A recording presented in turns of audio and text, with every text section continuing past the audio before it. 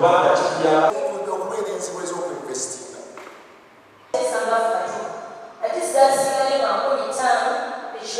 Okujjako nga bawozesa emyaka egyo. Ekirala, trading on financial interest. Twakizudde nti abantu baffe okusinga ku bye twateeseza twabadde tuteesa nti kubanga mwasa abantu bafuuka b'amaanyi.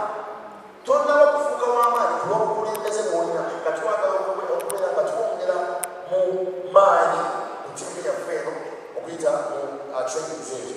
Then twagala okutambula we want to walk the long work plan.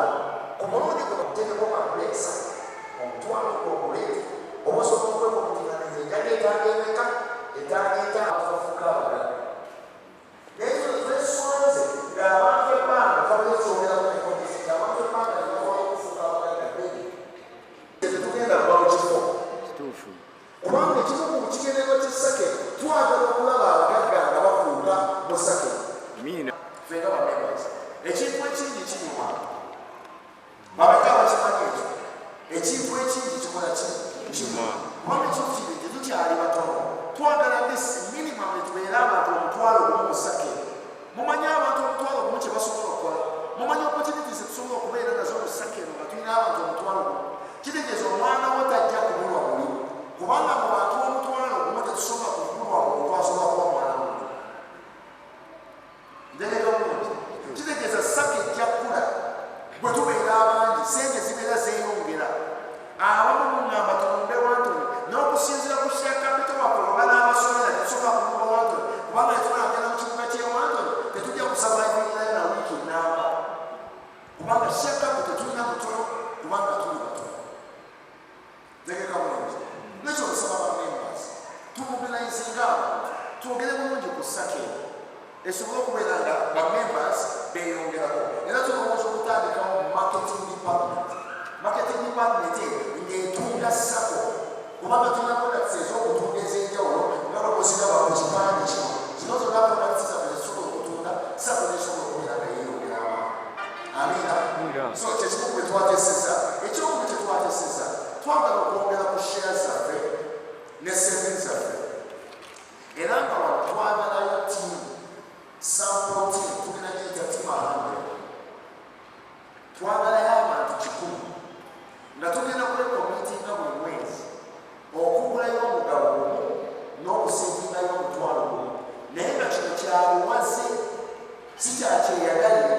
Tiimu 100 tuba tugenda kuteekako akanyiga nti olina okubeera nga sente ezo oba omugabo gwo okugula singa weewandiisa mu tiimu 100. Lwaki? Kubanga twagala tuzze ku gyo omwoyo gw'okusevinga.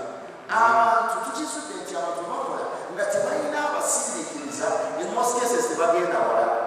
Naye obeerako ekiyiga ne tugamba kubanga twalowozesa ku tiimu 100 ogula omugabo gumu buli mwezi gwakusa omutwalo gumu n'osevinga omutwalo gumu ku savings account buli mwezi era nga twagala nga sente ezo tezisukkanga 10 za buli mwezi buli nnaku z'omwezi nga 10 nga sente ezo zirina okuba nga za reporting.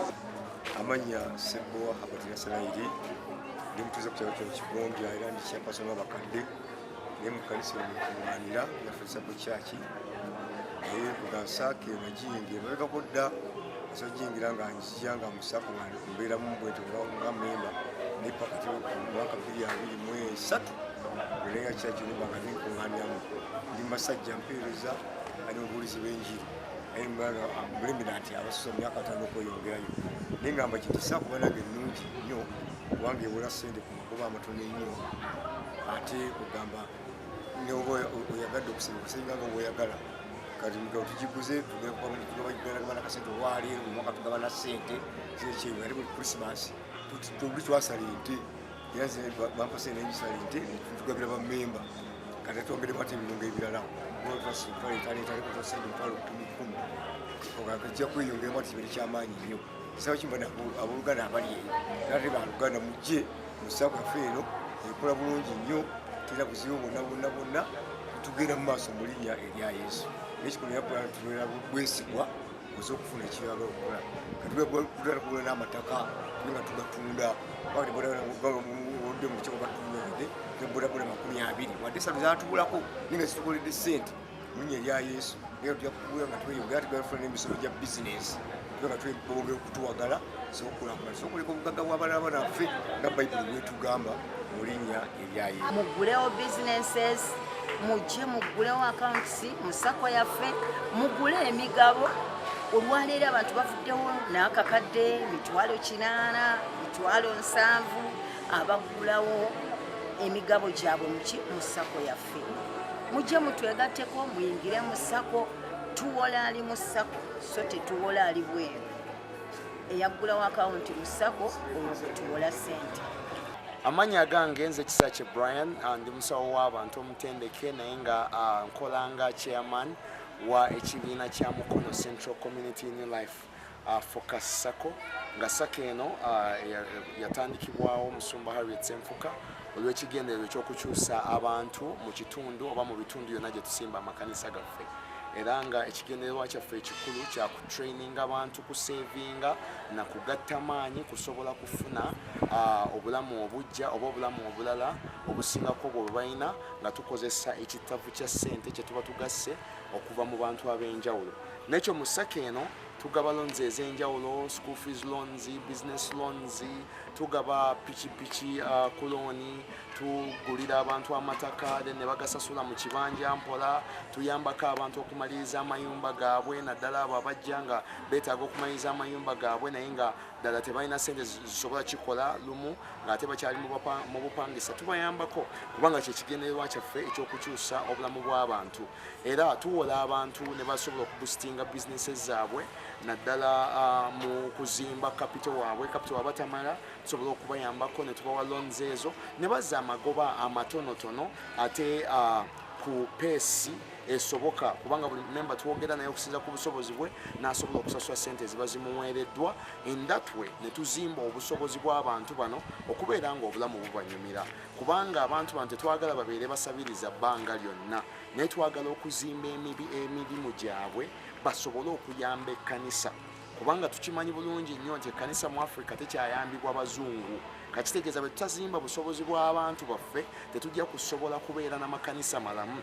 Era abantu bano be tuzimbye be batuyambye okubeera nga tusobola okukola ebintu bingi ng'obuweereza kubanga their financial muscle has kept on growing.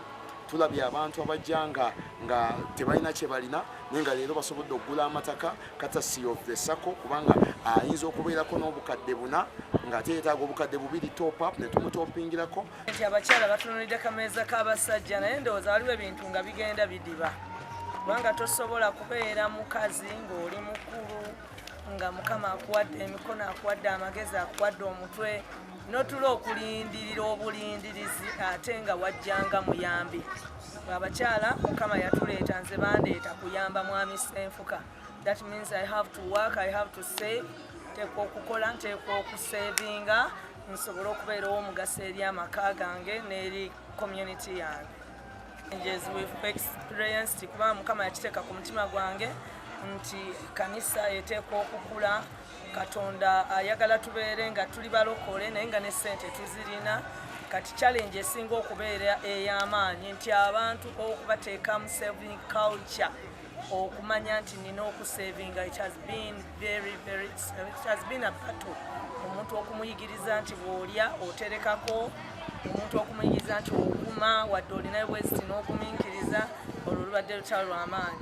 Ozi n'olutalo olulala lwe lw'abantu aluusi abaagala okwewola naye nga tebasasula. Abantu bangi balyazaamaanya naye ate ekyo tekitugaana kukola bituufu era ababikoze tulabye nga Mukama atuwa omukisa.